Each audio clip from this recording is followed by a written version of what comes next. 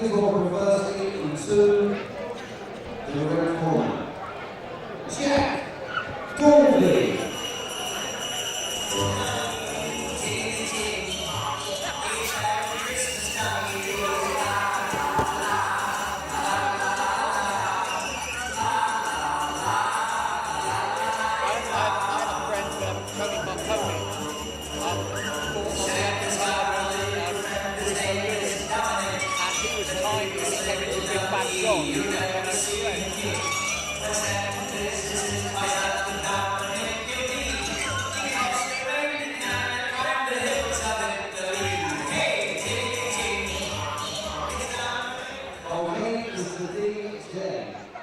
Ladies and gentlemen, please welcome to the opponent into the blue corner,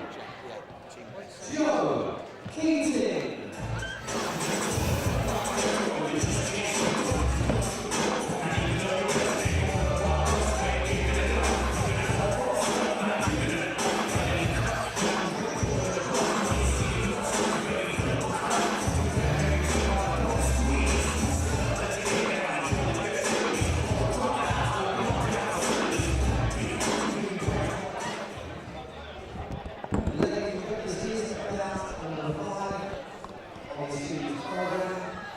This battle will be proudly sponsored by Classic Car Care and is scheduled over 3 rounds of EBA Boxing.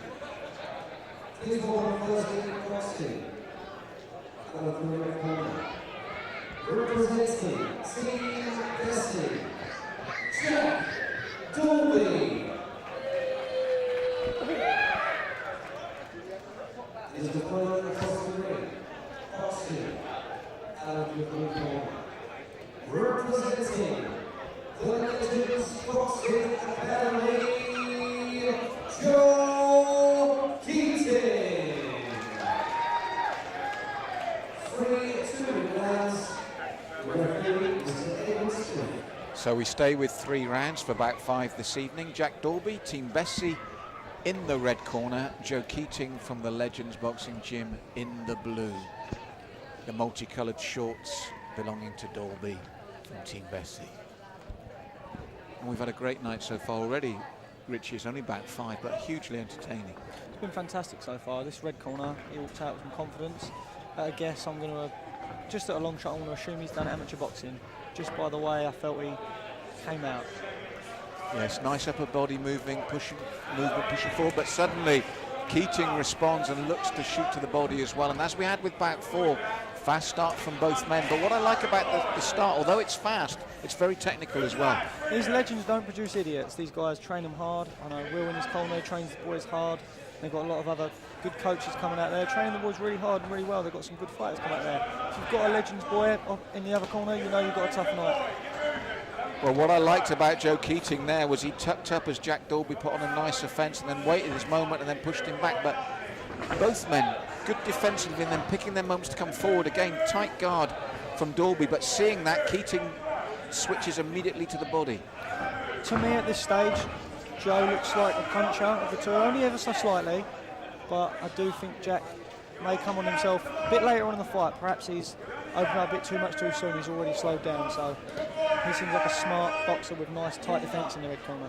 That's right, both these men very technical, and again, nice little step back from Joe Keating there, looking to work the body. He's got to be careful though when he looks for those body shots. He is vulnerable to the counter, and I said, as you picked up on, Jack Dalby's got a nice tight guard and looks to counter when he gets the opportunity. He's looking a bit worse for wear at the minute, but it's early doors and it's been a fast start. Like we've said in most of the fights, will it stay like this for the whole fight? It's tough to do it. It's entertaining for us, but it's tough for them. Well, there's 2 things I like here, Richie. One is that Joe, when he gets the opportunity, doesn't just headhunt, he switches to the body because he's seen the tight guard of Jack. And there's a little shot there, and it was something you mentioned earlier.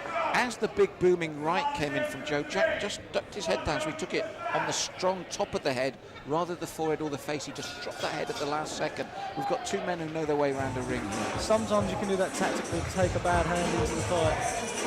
If we look here, as we said, similar styles, but this is where Jack switches down below. But nice movement again sorry, where Joe switches down below. Nice movement again from Jack. And as we saw in one previous bout, where defence wasn't turned into attack, Jack Dalby does do that, doesn't he? He waits and then he does come back at you. Massively. They're both smart boxers. They've both boxed before, you can see that. Smart boys, good bit of boxing between them. They both chose to stand there as well, so I don't know if it's a psychological thing. I've never chose to stand, but I don't know if it's a psychological thing or they actually feel better about it, but to me, that's a psychological thing they're trying to put on their opponent. And for me, that makes it the most difficult round to score of the night so far for us, because both men had their moments. You feel tempted to go with the work rate of Joe Keating, especially the stuff he got to the body, but Jack showed he was no mug either, and when he got the opportunity, retaliated, and when he was in the pocket, just threw those shots back. So I'll be very interested to see, because Joe was grimacing there and taking in deep breaths. He did do a lot of work in that opening round. I scored Joe the first round, but not much in it. You know, it's not like you can split them and say one's better than the other right now, because they're both very much in the fight. No, I agree with you, though. I feel Joe just did enough in that opener. What I would like to see from Joe, where he's here, every shot is a big shot. He could tap, tap, tap, pick a big shot. Tap, tap, tap, pick a big shot. Maybe swap a hook for an uppercut here and there. Body or head. Yeah, you're right. In that first round, as we said, he did plant his feet totally, and he's doing the same again, working the body. And what I like about Jack is, as you mentioned in the first round, he's happy to stand there with him. He's not afraid. You mentioned that whether you move, and he doesn't. He defends in that pocket, doesn't he? Look, he's watching when he stops and when he's under attack. He'll move his head. Look, he's not going back. He'll move his head, look, throw a jab, throw a right hand on the way back. He's working on the way back. It's not like he's taking shots and not responding. So, however you read the fight, judges all read fights differently. Some like work rate, some like clean shots, some like counters. Whatever the judges like, there's something here for all of them. And the thing is, as you mentioned, although he's always moving and slipping, the good thing for him is when he does respond, he knows he's in range because he stayed there. I do think that the red corner's perhaps more experienced, because you can tell the way he counters. But blue corner seems to have the strength.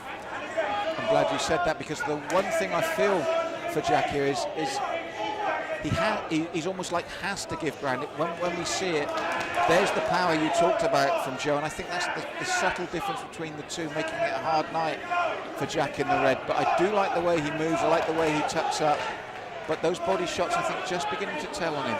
He's got the skill, he's moving nicely, he's doing the right thing here, but it's just when he gets hit, it's just that little bit harder every time. He's just getting hit a little bit harder than he can respond with. And it's a subtle difference, but it's an important one, and this is the thing that's impressive about Joe Keating. He's still throwing the leather, as you mentioned with the Legends boys. His stamina again, his determination, I think, is just edging this, and the key is he's seen that Jack tucks up really nicely, but Joe has thrown a huge amount to the body as well. We spoke about that earlier. Find the body shots, they really are telling. If you get them in early, you can affect them to slow down the later rounds. A lot of the boys neglect the body. He hasn't neglected the body. Only thing I can say for the blue corner, maybe swap some of them hooks for an uppercut just to confuse the opponent a little bit. Might bring some openings. Red corner, I feel like there's not much more he can do.